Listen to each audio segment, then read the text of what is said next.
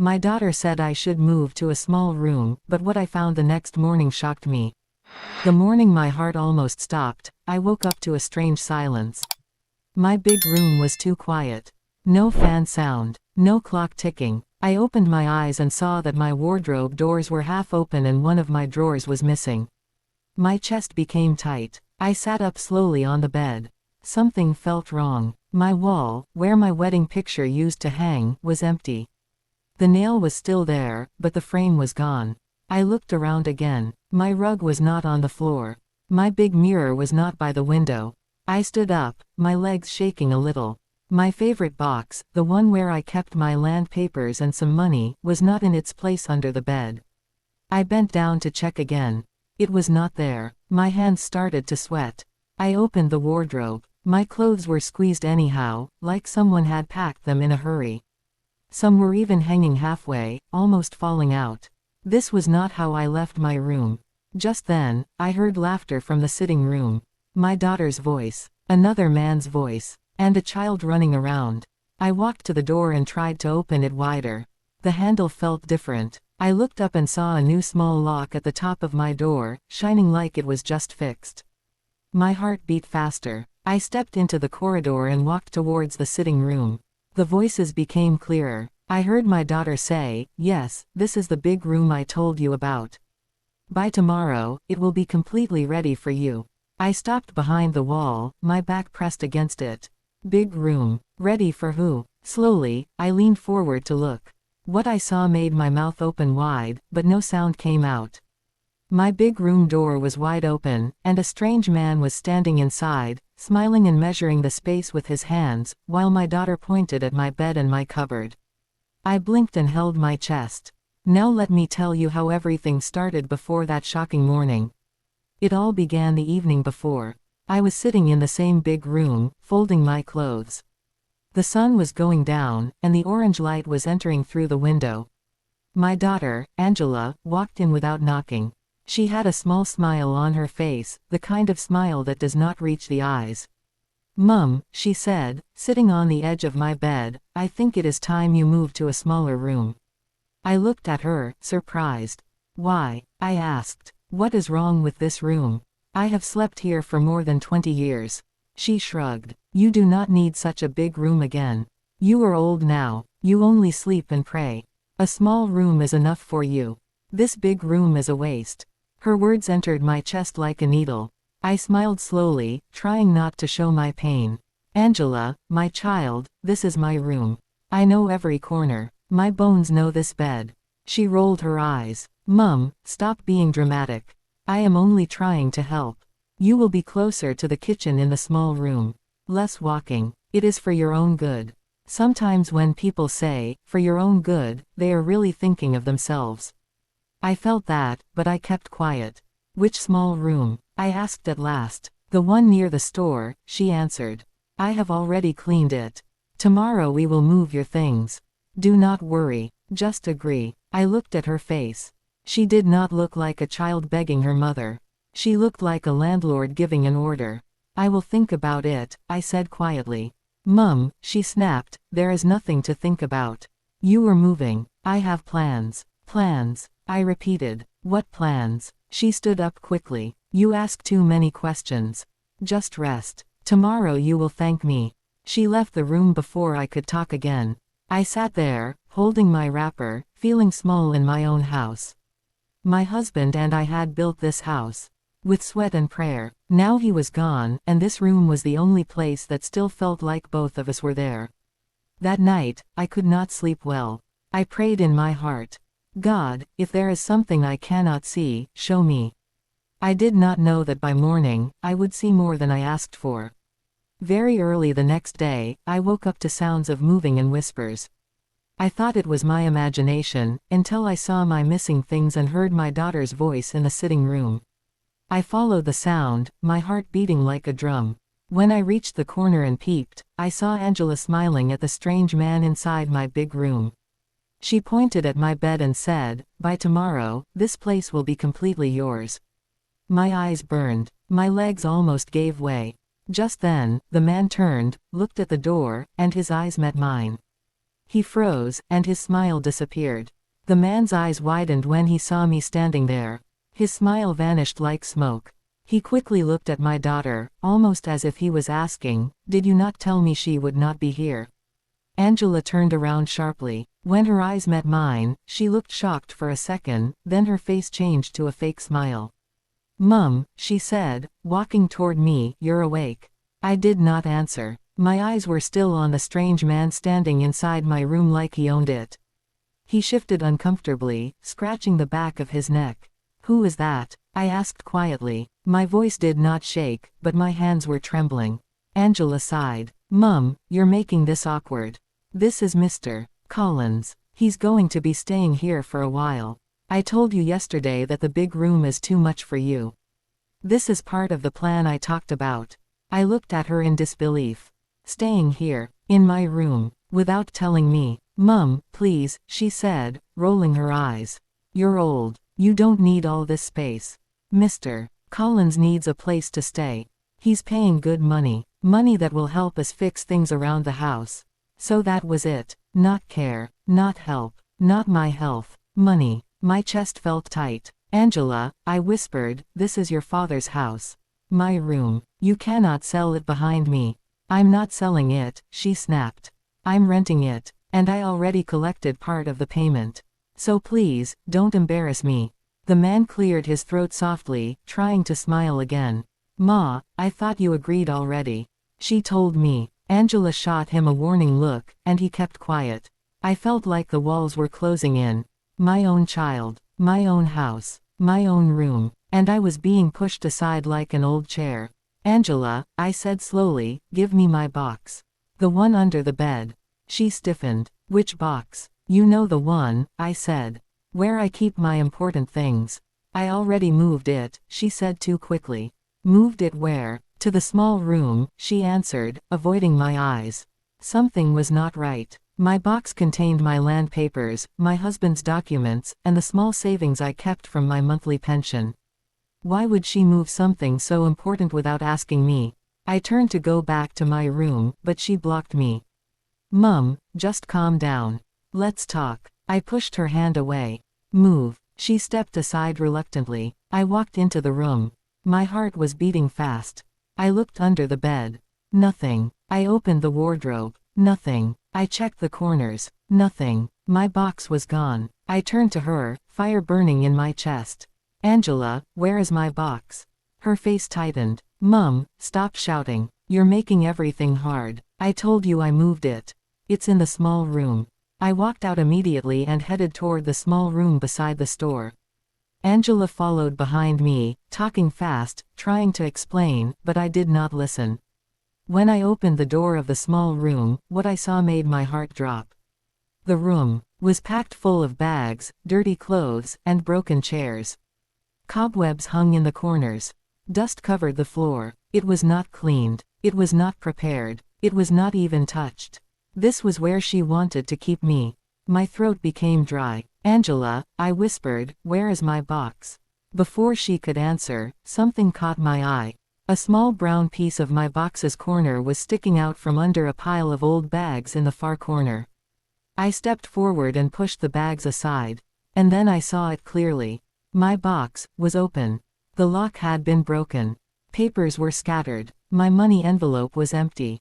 My breath caught in my throat. I touched the broken lock with trembling fingers. Someone had forced it open. I turned to my daughter slowly, and the look in her eyes told me everything. Just as I opened my mouth to speak, a loud crash came from the sitting room, followed by a man shouting. That sudden crash ended everything I was about to say. The loud crash from the sitting room made Angela jump. I felt my heart thump hard against my chest. For a moment, we both stood still, staring at each other. Then the man's voice came again, louder this time. "Angela, come here now." She rushed out quickly, leaving me standing beside my broken box. My fingers touched the empty money envelope again. Cold fear washed over me, mixing with disappointment so deep it almost made me dizzy. I breathed slowly, trying to calm myself. Then I followed her to the sitting room. When I stepped in, I saw Mr. Collins standing in the middle of the room with my wedding picture on the floor beside him, the glass broken into tiny pieces. He had dropped it. His face looked angry. Angela, you didn't tell me your mother still had important things in that room. Angela was annoyed. Why are you shouting? What is wrong with you? What is wrong with me? He snapped. Your mother walked in on us. You said she agreed to move already. Now she might change her mind. Angela sighed loudly. Just leave it to me. I will handle her. Their voices sounded far away. My mind was on my broken box, my missing money, my papers scattered like rubbish. So this is what you both planned? I asked quietly. They both froze. Angela turned, trying to smile again. Mum, you don't understand. Let's sit down and talk. No, I said. Talk here. In front of him. What exactly is happening? She looked embarrassed. Mum, you know things are hard. School fees. The house needs repairs. You don't use the whole room. I thought renting it out would help us. Without telling me, I asked. She looked away. You would have said no. Of course I would say no. It is my room, my house. Mr. Collins stepped forward. Madam, I already paid. She said everything was agreed. I even moved some of my things last night. Angela's eyes darted around. She didn't want him to talk too much. Mum, don't make this a big thing. Please, just move to the small room. I already cleaned it. I stared at her. You cleaned nothing. I saw it. Her face darkened. Mum, must you make life hard? You always complain. You don't appreciate my help. Help, I said quietly. Is this what you call help? Stealing my money from my box. She froze. The room became silent. Even the child who had been running around earlier stopped. Mr. Collins looked at her in shock. You took her money. She glared at him. Stay out of this. I felt tears in my eyes, but I refused to cry. You broke my box. You touched my papers. You took money I saved. Angela snapped back. I used it for the house. What house? I asked. The same house you are trying to push me out of. She kept quiet, her face red. I took a deep breath. Angela, listen. This house is not for sale. My room is not for. I took a deep breath and tried again. Angela, listen. This house is not for sale. My room is not for rent. And you cannot push me into a dirty small room like I am a burden. Her jaw tightened. Mum, stop acting like you are the only one suffering. I do everything here. I take care of the house. I take care of you. I deserve appreciation too. Mr. Collins scoffed. Taking care. That's what you call this. Angela turned on him. I said stay out of it. But he did not. You told me your mother was moving out because she wanted more privacy. You told me she approved. You said she hardly used the room. My daughter's face turned pale. She stepped closer to him. Shut up. He raised his hands. Look, I don't want trouble. I just need a place to stay, but I am not interested in drama. If you lied to me, tell me now. Angela's eyes darted between us. For the first time, she looked scared. I didn't lie. I was going to talk to her again. She just woke up too early. I folded my arms. Angela, I woke up early because you were already moving my things. You were preparing my room for this man behind my back.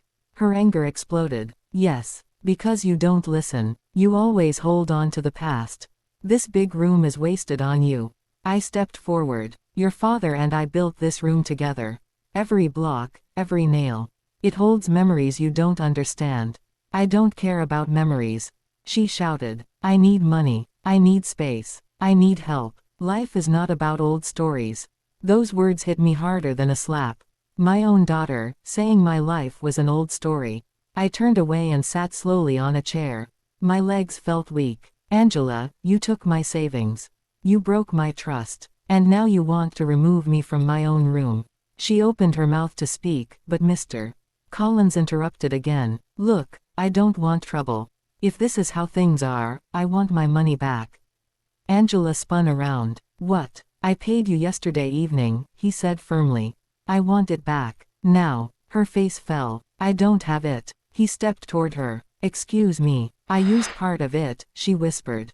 On what? He demanded. She looked down. She could not speak. Then she burst into tears. I'm in debt, okay. I borrowed money, people are disturbing me, I needed to pay them, I didn't know what else to do. The room went silent. I felt the anger in me soften, but only a little. Pain replaced it. Real pain. I reached out slowly. Angela, why didn't you tell me? She wiped her tears angrily. Because you would judge me. You always do. Before I could answer, a sudden loud knock shook the front door. Boom, boom, boom. Angela jumped. Her eyes widened with fear. Mr. Collins whispered, is that the people you owe? The pounding grew louder. Boom. Angela. A rough voice shouted from outside. Open this door before we break it. The house fell silent. My daughter's whole body shook. Angela froze like a statue. Her eyes filled with terror. I had never seen her so frightened in her life. Mr. Collins stepped away from the door, his hands in the air like he wanted no involvement. The voice outside roared again. Angela, we know you are inside. Count to 3 and we break the door. My heart jumped. As a mother, no matter how angry I was, my daughter's fear cut through everything. I reached for her trembling hand. What did you do? I asked softly. She whispered, her voice shaking. Mum, I borrowed money from them. I thought I could pay back with the rent from your room. I didn't know they would come today. Mr. Collins stared at her like she was a stranger. The voice shouted. Angela sobbed loudly. Mum, please help me. Please. I closed my eyes and said a quick prayer for wisdom. I knew one thing, I could not let those men break down my door or hurt my child. 2. I stood up straight, wiped my face, and walked to the door. Angela held my arm. Mum, don't open it. I looked at her. If I don't open, they will break it. And this is still my house. I unlocked the door and opened it just enough to step outside. 2 rough-looking men stood there, one holding a wooden stick. They glared at me. Where is Angela? The taller one demanded. I kept my voice steady. She is inside. I am her mother. Talk to me. Your daughter owes us money, he growled.